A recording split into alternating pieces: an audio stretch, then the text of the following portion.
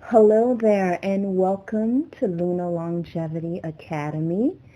Here we're going to have a special guest by the name of the Air Goddess Network. Thank you for coming, Air Goddess Network. How are you? I'm doing fine. Thank you for having me. I'm so happy to be here with you guys to give you this information. It's going to level you up. You're going to see things a little bit differently, and it might just change your life. At least that's what I'm hoping for you, so that you can level yourself up to your goals and your future and the abundance and the spiritual awakenings that is waiting for you.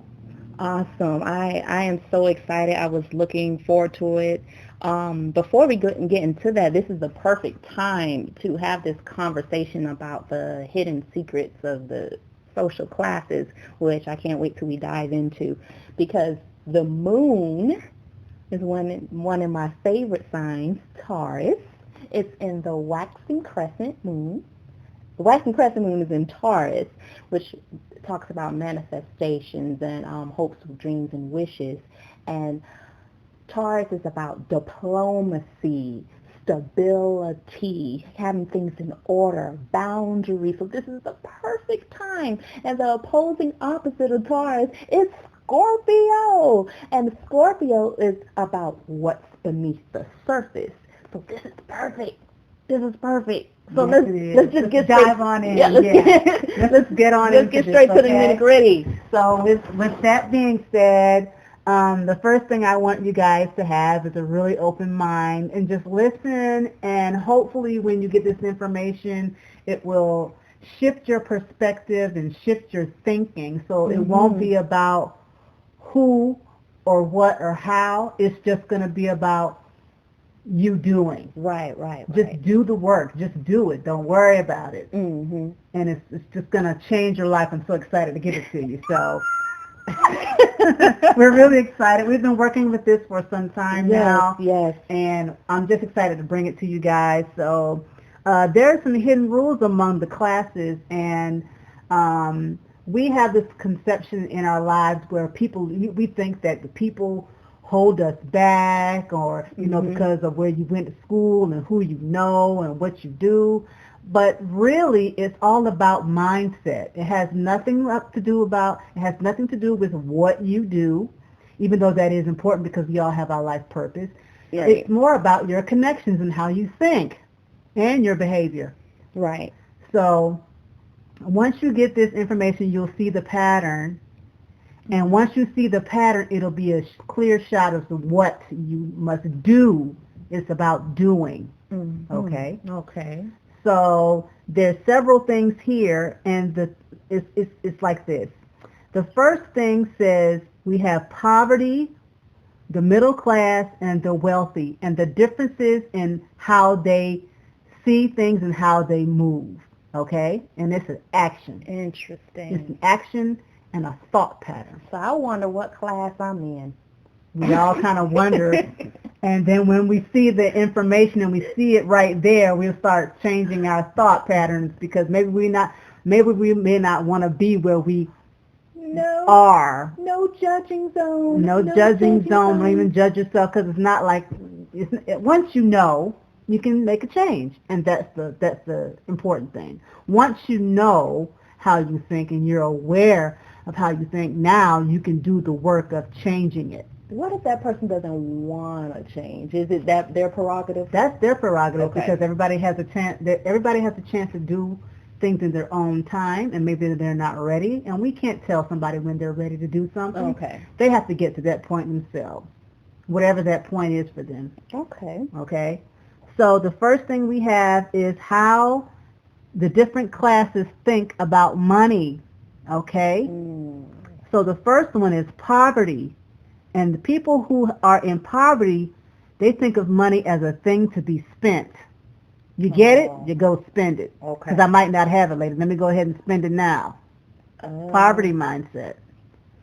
Wait a minute. So, okay, that goes where money doesn't buy class, because it reminds me of the athletes when they get a lot of money, then I got to spend it on this and spend it on that. Right. Because Because they think they're not going to get it again. They have the mindset, let me go ahead and spend it before I lose it, or something like that. It's something that needs to be spent. I got this money, let me spend it. Okay. That's the poverty mindset. Okay. The person who's in the middle class people, they think of money as something that's to be managed. I got this money, let me not spend all of it, let me put some aside, let me put some over here. It's more about budgeting for them. Okay. And in the wealthy, they see money as something to be invested. I have this money, where can I make it go work for me?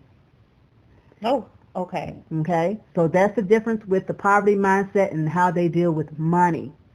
And the middle class mindset and how they deal with money.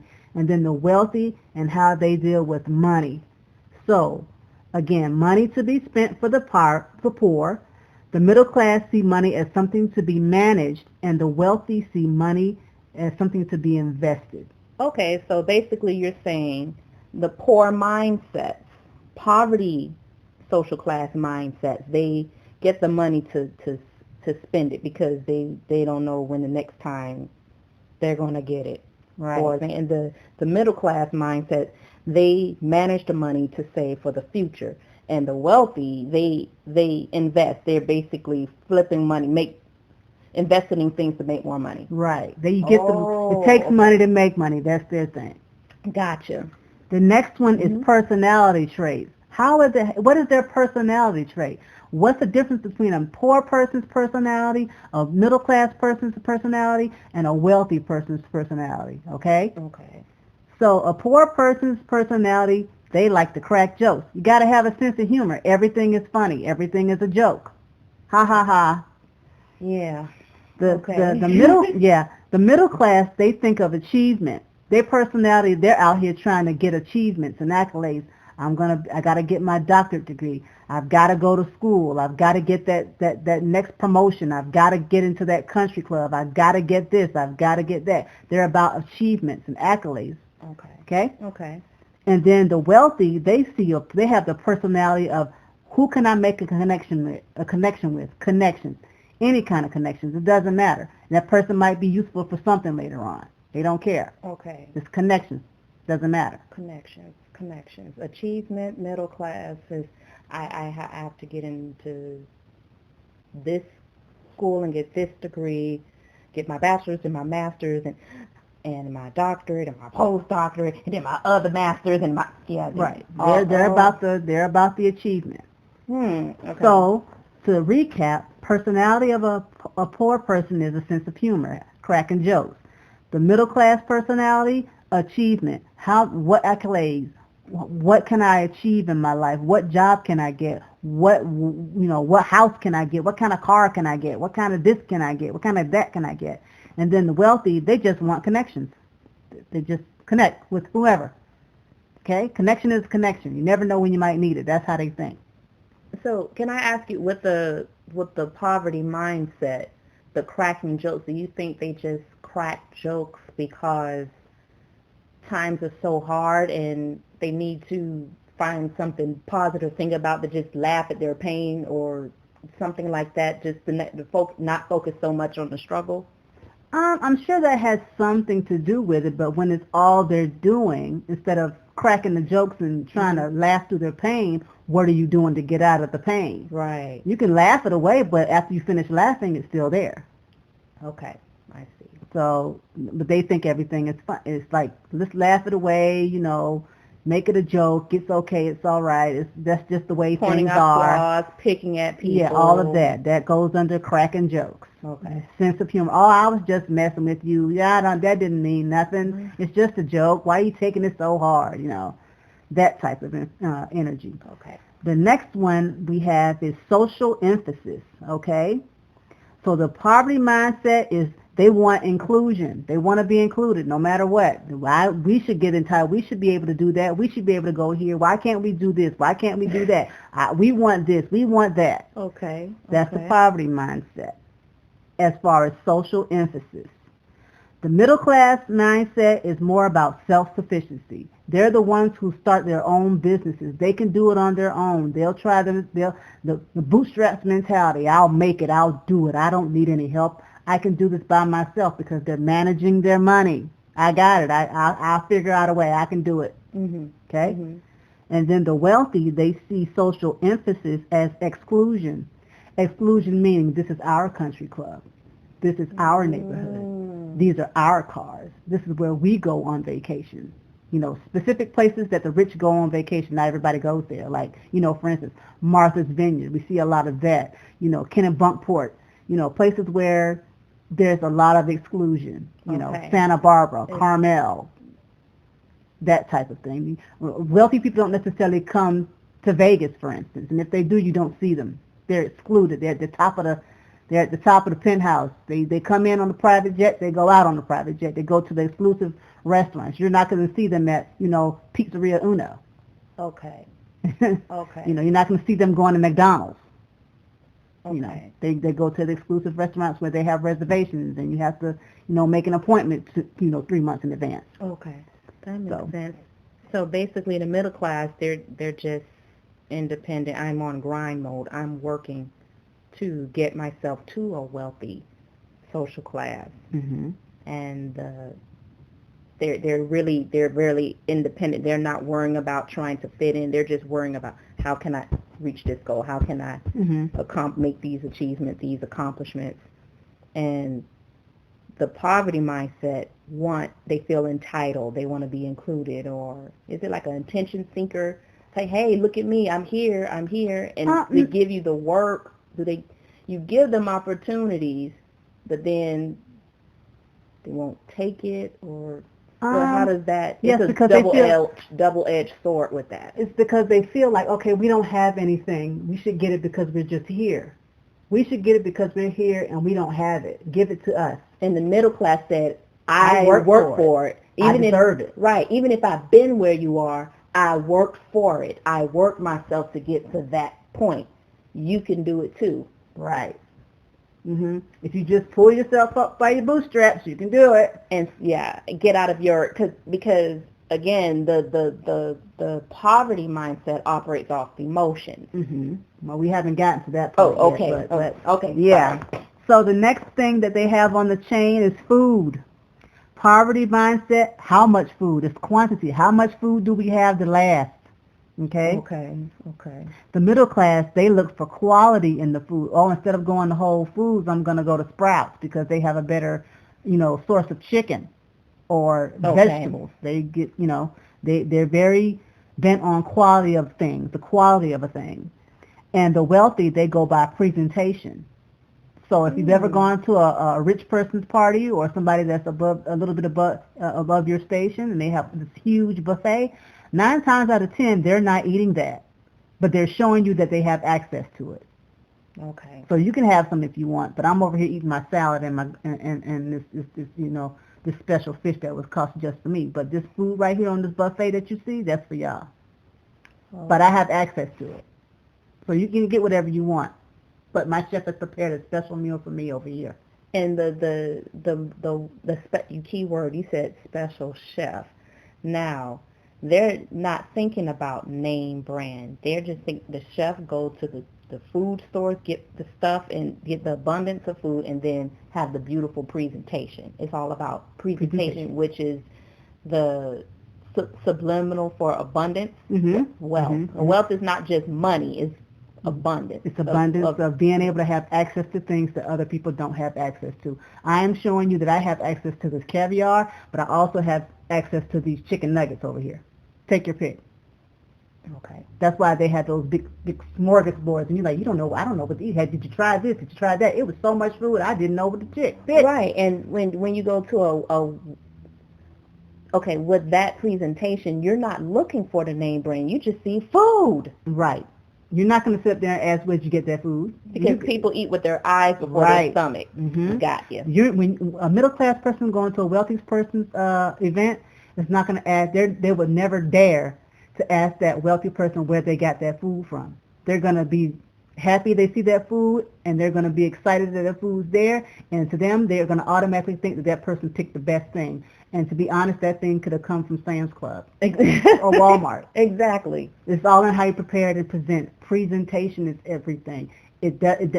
Name brand does, and when you get to the point of being wealthy, name brand doesn't really matter. In certain things it does, of course. I mean, we all know there's a line of, quality in price and things like that, and which you get what you pay for. Right. But when it comes to food, food is food. It's all in who prepares it, how it's prepared, and how it's presented. That's the thing. Okay. How is it presented to you? Presentation is everything because Right. humans, they look at the surface visual. Right. Okay. Mm-hmm. I got it.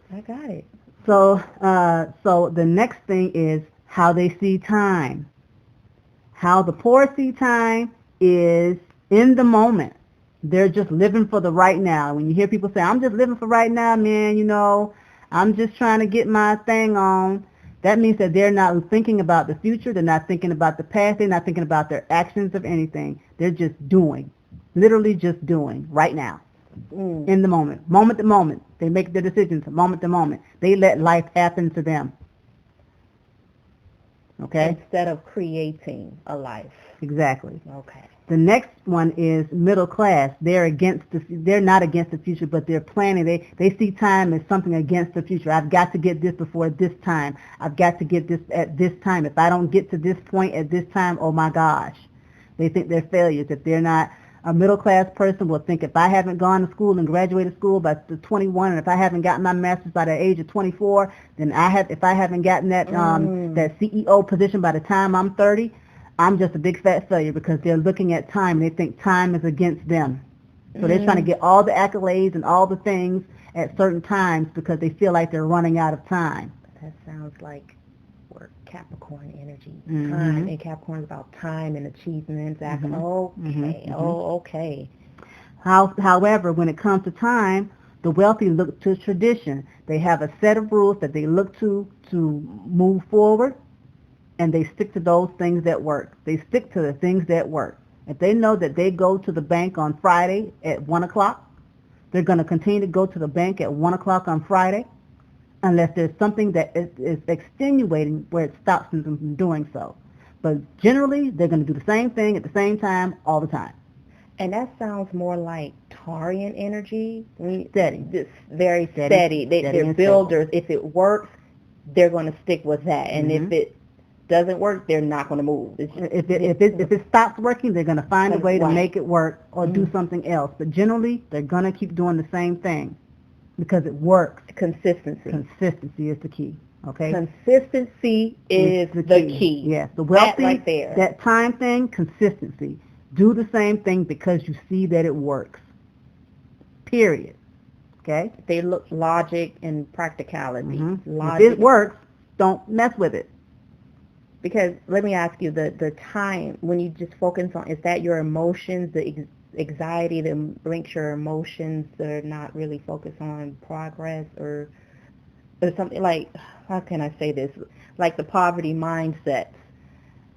They're just going with their emotions, just going with the flow. Is that like an emotional? It's a reactionary response, because if they're allowing, if they are living in the moment, then what they're doing is if a car accident happens in front of them and they were getting ready to go running, then they'll get themselves involved in that car accident, and next thing you know, they didn't go running, because now they've involved themselves in what happened, who did it. And I'm not saying you shouldn't tell what you saw, but once you tell what you saw, you go back to what you were doing. You don't stay and hang around and hang out and have a conversation with everybody that's there. Because they operated off feelings instead right. of Oh, because I saw this, and girl, let me tell you, and oh, by the way, and then they start adding things to it. They stay in the moment instead of doing what they have to do about it, extracting themselves and getting out. Just because you saw something doesn't mean you have to stay there and have a whole,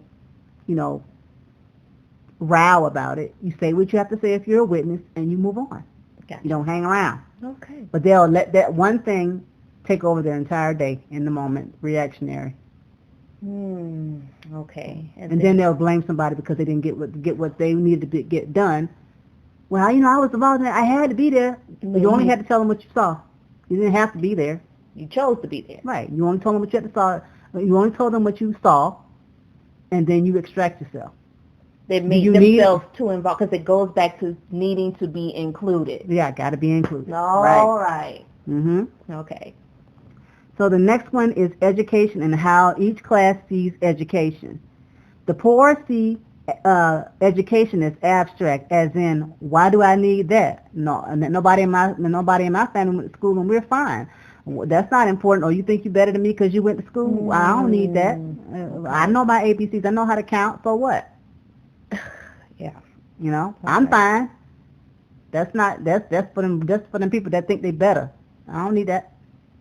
That's abstract to them. They don't understand the importance of learning and growing and expanding. Okay? Okay. The middle class see education as something that's successful and money, success and money. If I go to school, I'm going to get this job. If I get this job, I'm going to have money. I'm going to be achieving. I've made an achievement because everybody's going to look at me and say, ooh, she works as a CEO, or she owns her own business and she's making money. Oh, wow. But I go to school and get my business degree. Now I got my accolades. I have a bachelor's in business, and I'm going to get my accounting and a master's in accounting, and I have my own business, and I'm just going to, yes, I have achieved. You know, I'm going to be successful and I'm going to have money. And what if you went to school all of these years and you graduated and you still can't get that job? You're going to find a way. Either you're going to work for somebody, or you're going to find a way to make your own business. It's going to be one of the two because, again, self-sufficiency. If I'm not going to work for somebody else, I'm going to have my own business. Okay. It's going to be one of those two, and that's what usually happens because either way you're going to get that accolade. Right. Okay. Either way you're going to get that achievement. Okay. And the wealthy see education as maintaining connections that they've made. For instance, if a person comes from a family line that everyone has gone to Harvard, and then they have the next one coming up who's supposed to go to Harvard, they'll literally tell them, it doesn't matter whether you want to go to Yale. You're going to go to Harvard because I have my friend Dr. Jones over there waiting for you, and once you get in, they're going to show you the ropes of what you got to do to make it to the next level so you can graduate on time. And when you get out of school, we got somebody else that's going to make sure they place you in a job that's going to keep you in, line. So you'll stay with the connections. So we think they're going to school. So again, this is the kick. Middle class go to school for achievement. We forget about making connections, whereas a wealthy person goes to school because of a connection. Not to learn, but you're learning, but the main goal is connection. They want you to make the good grades. Make no mistake, they don't want you to fail. They're not sending you to Yale to fail because you have to have the good grades. Right. Because you're representing the family. You're representing tradition. And nobody in our family is going to go in here with D's and F's. So you better make the grades because you're representing us. And I'm going to send you to Dr. Jones because Dr. Jones' son and daughter also make straight A's, and we can't be showed up. Exactly. But they're going to be making sure that you get where you don't need to go as long as you have good grades. Get on in there. And that makes perfect sense. Why you keep it in a family, everybody going to the same university, and so down the line, that entire family runs that school at some point, even if it's just through a connection. Right, and it makes sense when families make connections, and that's why most corporations, they're family owned. That makes sense. Exactly. So the next one we have is language and how each class uses language. The poor use casual register. They're really not talking about anything. It goes back to the joking and the talking about nothing type of conversation. Gossiping. Because the gossiping about the neighbor and who has what and who did what and did you see so-and-so at the club and did you see what so-and-so said and I was on social media and I got involved in the thing because they said something about my baby daddy mama or whatever. You just included yourself in something that is not worth your time. That's none of your business. But here we are, you're talking about nothing. You're having conversations about nothing, or you're not having a conversation about anything that's going to edify you or anybody else around you. Period. Right. And that's what they use language for. That's the poor. Just talking about nothing, really. Cute shirt, by the way. Yeah. And then the next one is middle class. They use language as formal negotiation. They're going to want to meet people, and they're going to say, well, do you know anybody that does this? Do you know anybody that does that? Well, I have this. Is there any way we can, trade? Because I have this skill, and if I use this skill, can you do this for me? That's formal negotiation. Like barter trading, like back in the old world. Think about it. Think about when you're looking to start your business, and you might know somebody, not necessarily casually, but you know them well enough to say, I might be able to ask them. So you say, let me call them. So that they're creating their own connections. So when they become wealthy, that's that new group of wealthy family connections because they're going to stick with their own because they supported each other while they were in the middle class place trying. Right. See, there's a bridge. The middle class is the bridge between poor and rich. You have to go through the motions. You can't just get poor. You can't be poor one day and get rich the next day. You're going to fail.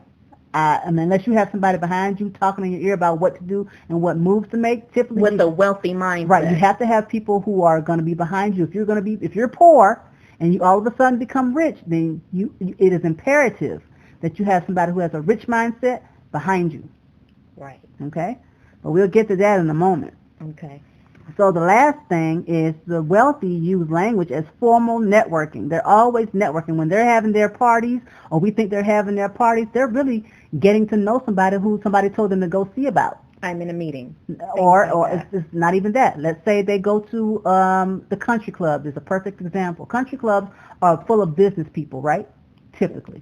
Yeah. So if somebody says, hey, we're having an event on Saturday at the country club and I'm inviting you, that's their code word for I'm trying to get you to these connections because I see you've been working. I see you've gotten yourself to a point where you're stable and your business is going well and you're an upstanding type of person and you seem like you fit into this group.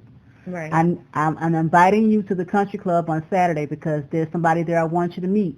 And they might be able to, put you in some positions or get you some information or get you some money or get you some capital for your business because I know you said you want to expand. Now, if you don't catch on to that and you don't go, what's going to happen eventually is they'll stop inviting you because they don't think you're serious.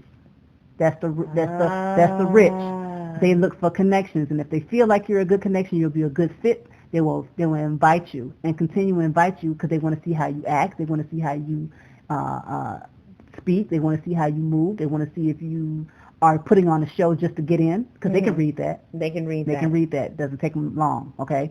So they use their language as, again, formal networking. They're always meeting with somebody. They're always trying to get another connection. They're always trying to see who they can meet and who can flip money, who do you know, that type of thing, okay? And okay. So that's how they use language. The next one is family structure, okay? There's 3 different types. And a lot of us are not going to want to hear it, but it's true. So in the poverty family structure, it's mostly matriarchal. Matriarchal means motherly. It's ran by the mother, okay? And that's also very emotional energy. It's not a bad thing. It's not a good thing. It's just what it is because moms, they feel. Right. They're motherly. They want to make sure they're Cancerian energy. They're gonna feel those emotions toward their child, and the child is gonna pick up on that, and they're gonna be emotional. Right. Okay. Right. So they move off of emotion. Everything is, I have to get this mine, and this my mama, and this is my stuff, and you can't say that about my mama, and you can't say that about my sister, you can't say that about my brother. They're very territorial about their families. Very protective, okay? Okay, and so in the middle class, it's more patriarchal. Patriarchal means that the person has character. They're about getting things done in order. Even you could have a mom that's patriarchal, so you could have a middle class family that's led by the mother, but that mother is going to be somebody that's very grounded and very structured and very organized. Okay, so it's not just about mom because a poor dad could be just as bad in a poverty mindset as well. He could be very emotional and do the same thing. So it's not about the gender; it's about the energy of the parent, the energy of that family. It's usually in a poverty mindset, whether it's mother or father running it.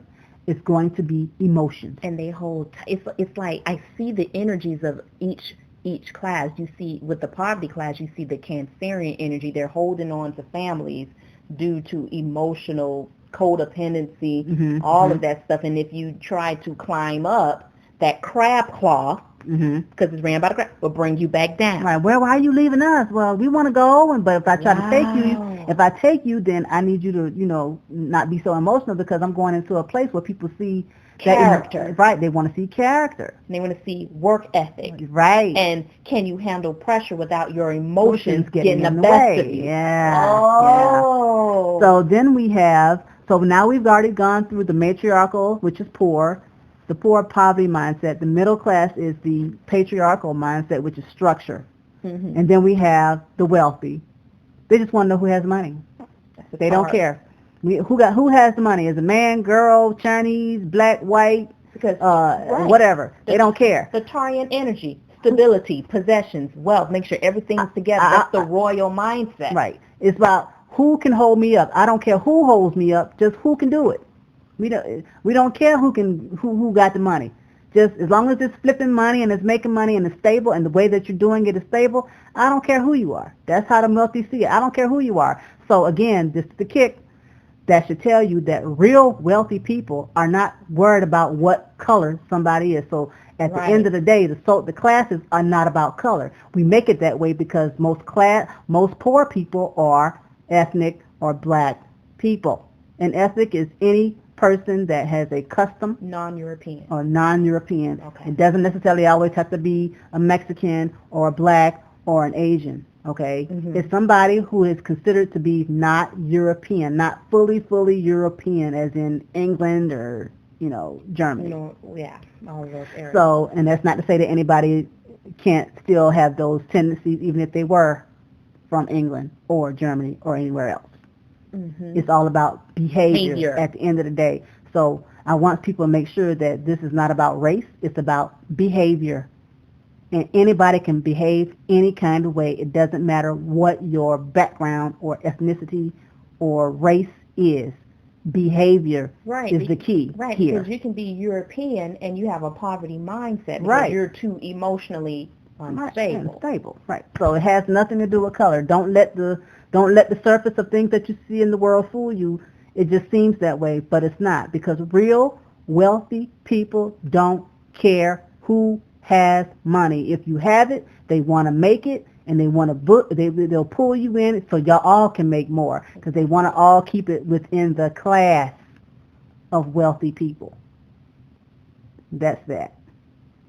So the next one is the driving force between poverty mindsets, middle class mindsets, and wealthy mindsets. Okay. The driving force in a poverty mindset person is relationships.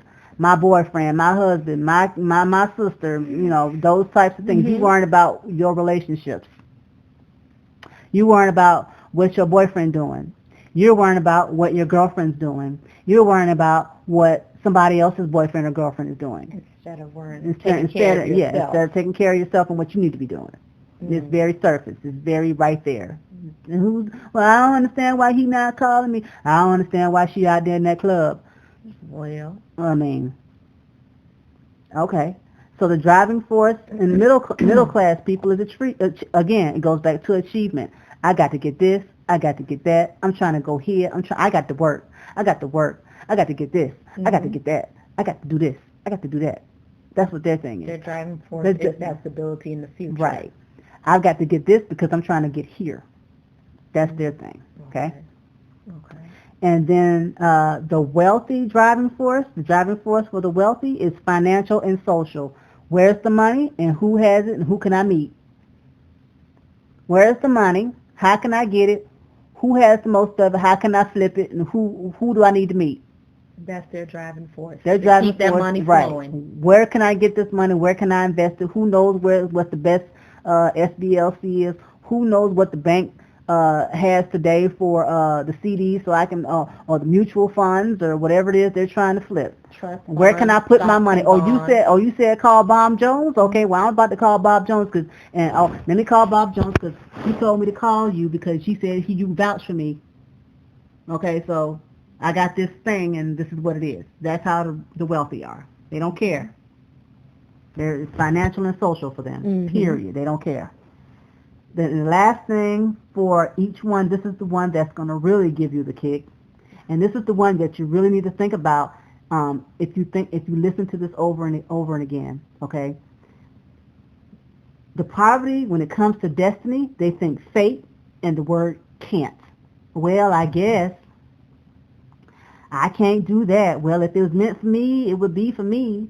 Well, whatever the Lord has for me is for me. I can't do that. I don't know how to do that.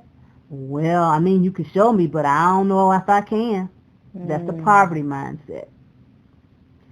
The middle class mindset is choice. Well, I can go to this school or I can go to this school, I can get that job, or I can start this business. I can go to this store or go to this store. I can buy that car or buy this car. I can buy this house or get this apartment. I can go to this restaurant or eat at this restaurant. I can go here for a weekend, or I can go there for vacation.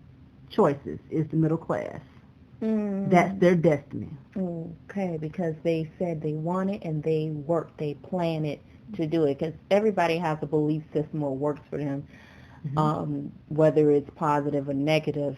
Like the poverty mindset, they have a belief system that they were taught to believe, and like I'm going to pray. That's why the scripture says faith without works is dead. You can have all the faith and belief, but are you working? You have to move. With the middle class, they have the belief, they have the faith, the confidence, belief, anything under that umbrella, and they're going to make a plan and work. As my mom told me ever since, as far as I can remember, she would tell my sister and I, plan your work and then work your plan. Plan your work and work your plan. I like that.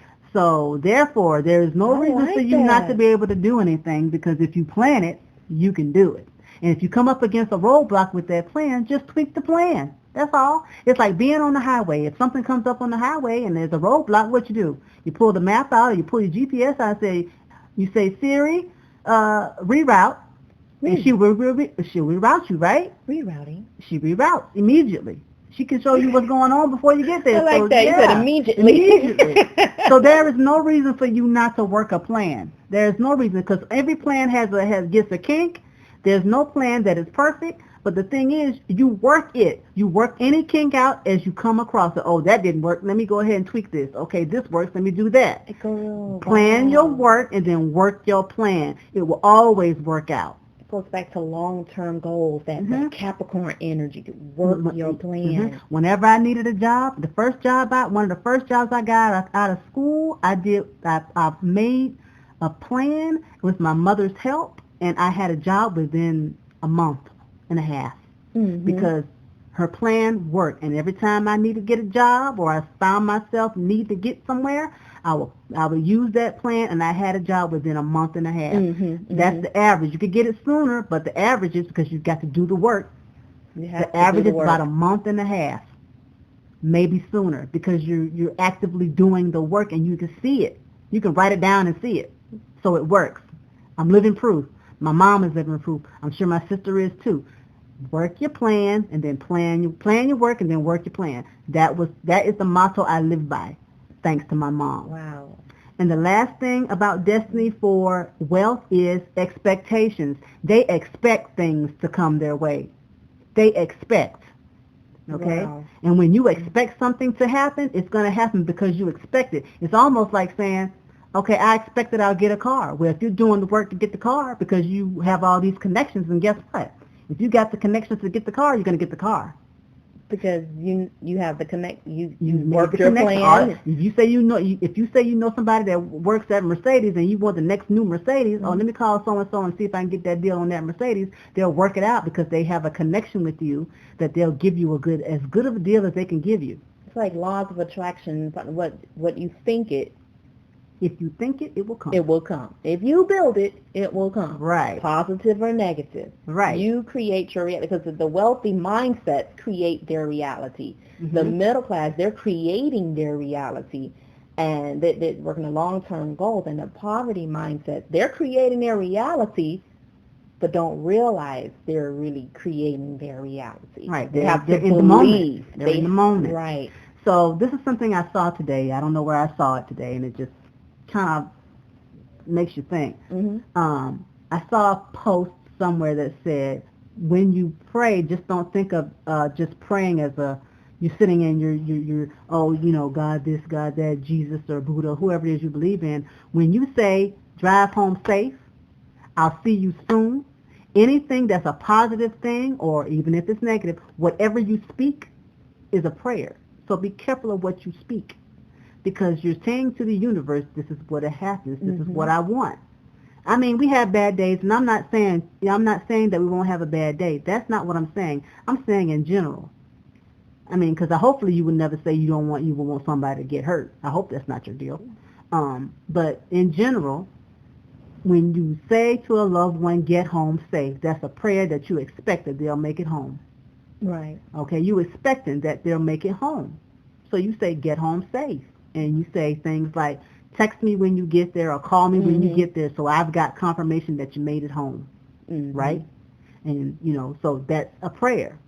When somebody is getting a job or going out for that job that they've been wanting, have a good interview. I hope you get it. That is a prayer. You're saying that you're putting the intention out there, even if they may be afraid or may have nervousness about it, that you're putting the intention that they get that job. Now, whether they get the job, I mean, it's up in the air because the ultimate decision belongs to the person who's hiring, but it means a lot when somebody can say to someone who's nervous, you'll do good. Don't worry, you'll get the job. And even if they don't, they'll give them confidence on the next turn that, somebody believes in me that I'll get this job. And they'll start believing in themselves that they'll get that job. And eventually they'll get that job because it's a prayer.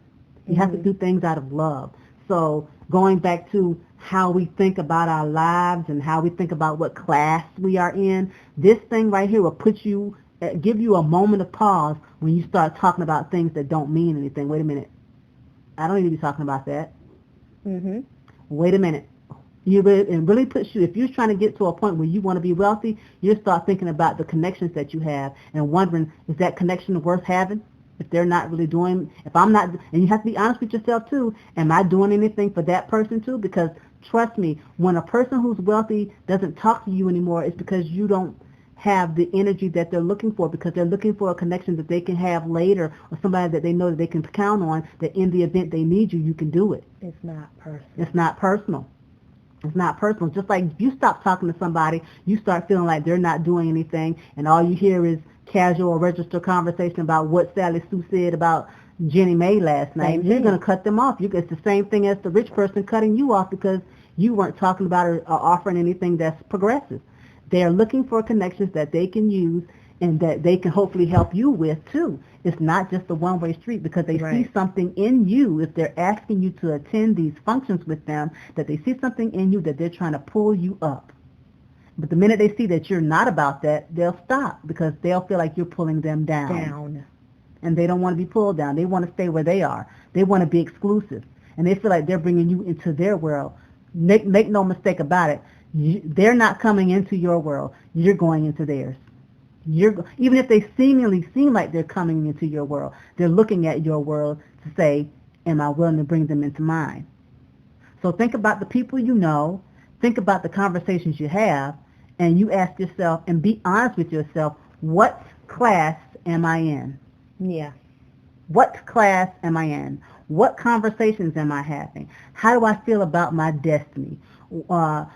Is being educated important to me? Is presentation and how I present myself, is that worthy of people thinking that I have self-esteem and self-respect for myself? Because the wealthy, what it boils down to is that they have self-respect, and they have self-respect to the point that they expect that good things come to them. They expect that good things come to them. And they've already done the work. They've already been in the middle class. And some of them, that maybe their father's father had already been in the middle class, and now they're just, eating off the fat of the land because they know that they already have what it takes to stay in that wealthy connections phase. And all the parents do is try to make sure that their child stays there. You don't need to go back down there when they go back down to, oh, I have this friend at school and they come from a middle class environment. The first thing the parent asks is, well, who are they? We want to make sure you're not being dragged in anything. What's their last name? What's their last name? Where are they from? What do their parents do? It's not a race thing. They want to make sure that that person is okay to come up to their level, not come down. Nobody's going to go down. Nobody wants to go down. People want to go up. So let me ask this question. Is it possible to create your own wealthy connection, your own, instead of trying to go to the exclusive, like go to the others that are higher in their mindset? Is it okay to learn the mindset and create your own exclusive circle? If you already have people and they're of the same like mind, then that's fine. But eventually, one of you is gonna go up where somebody else hasn't. We all work at different levels, right? So let's say you are a you've just been invested in by this major person that's giving you money, right? So that puts you in the next class up, right? And then you have these other people that you were friends with or are friends with, but they're still in the middle class. Right. The thing is, unfortunately, as much as you would like to continue to be friends with them, you know what's going to happen? They're going to think. See, it's the mindset. It's a mindset because you're already there. I made it. I've got the connection. Sometimes you want to bring them but with you can't. you. Sometimes you can bring. You have to watch their behavior. The farther, the more every time you move up a level, you have to reevaluate who you're with because you can't take everybody with you.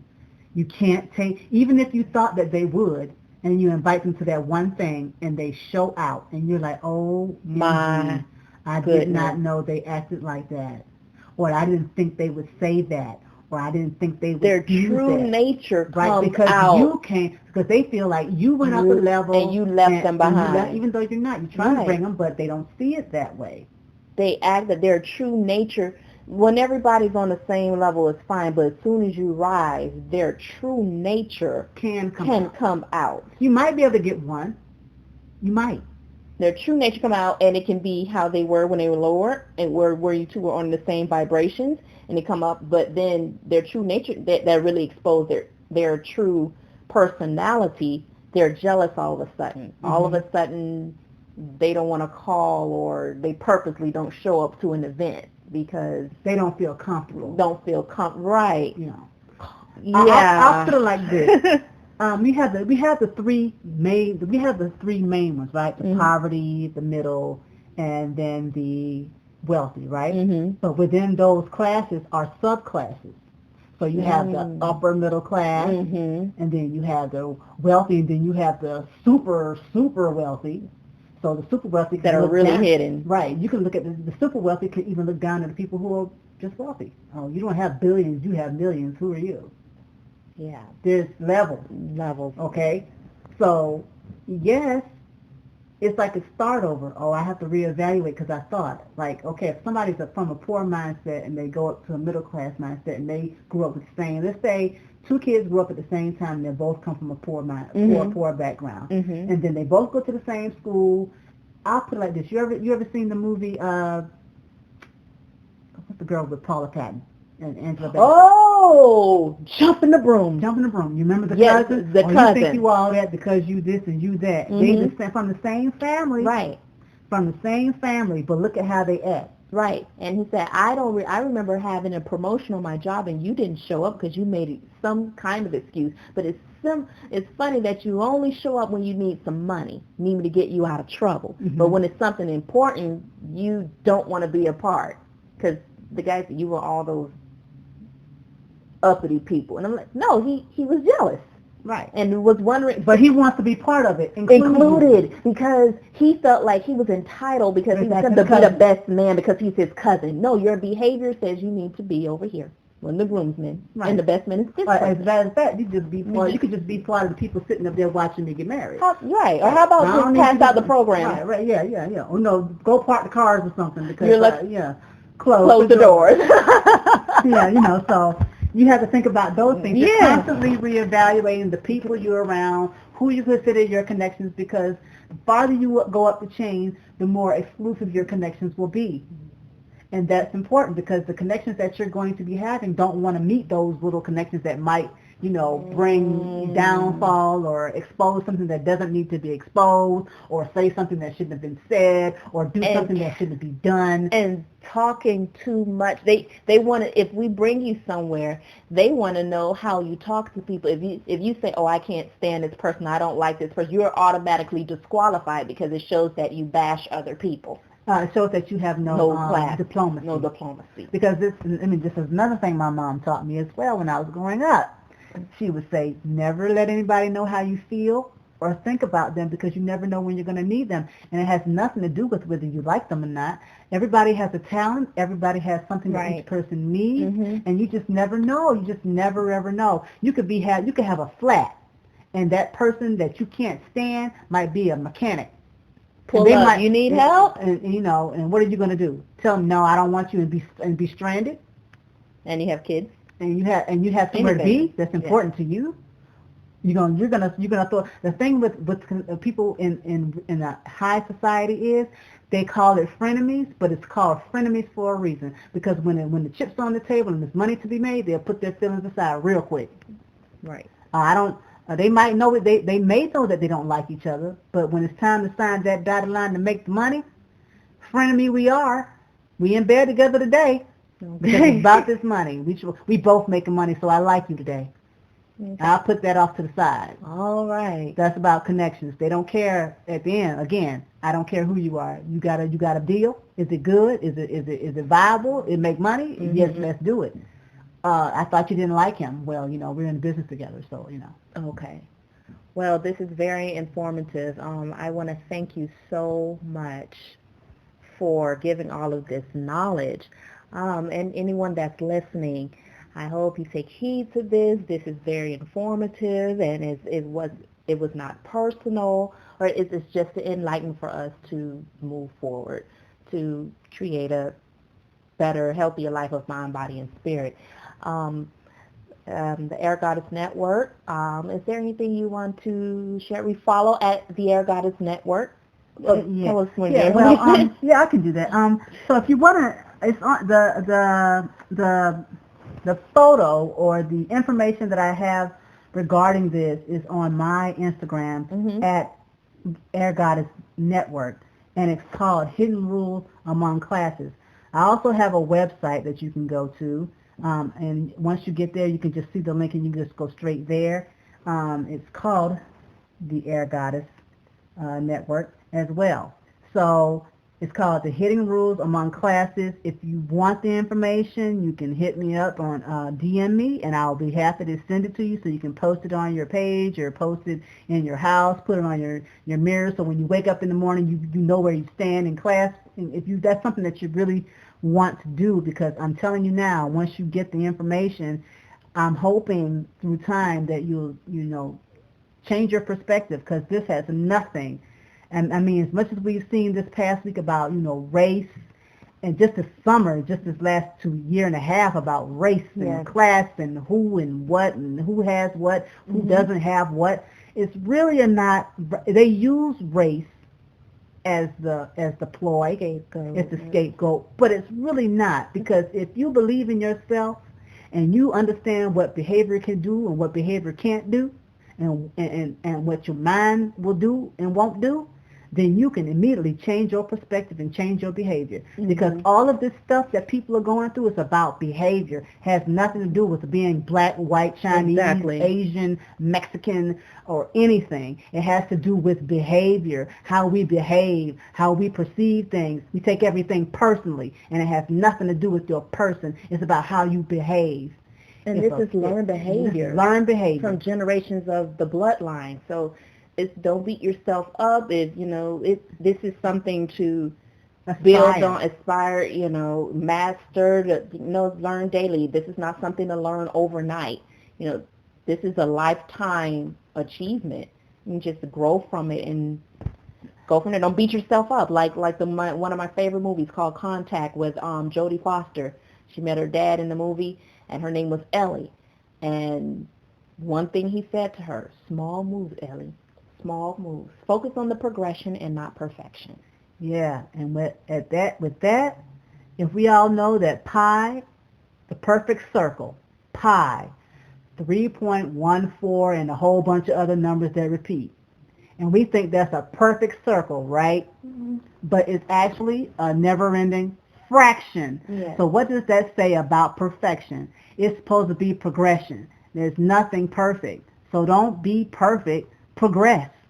We want everybody within the sound of our voice to progress to the next level, and you can do it. It's all about how you think in your behavior. Period. Pointblank.com. Don't use your race as an excuse. Don't use your gender as an excuse. Don't use whether your eyes are big. Don't use whether you're tall or skinny or fat. It has nothing to do with those things. It's about your behavior and how you think.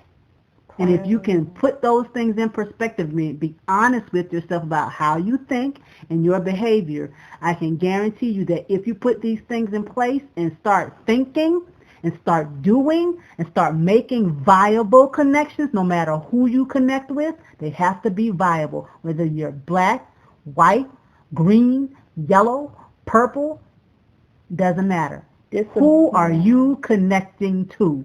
Prime examples, if you have a disability, prime example of no excuses, Stephen Hawking, the scientist, was in a wheelchair and he had ALS.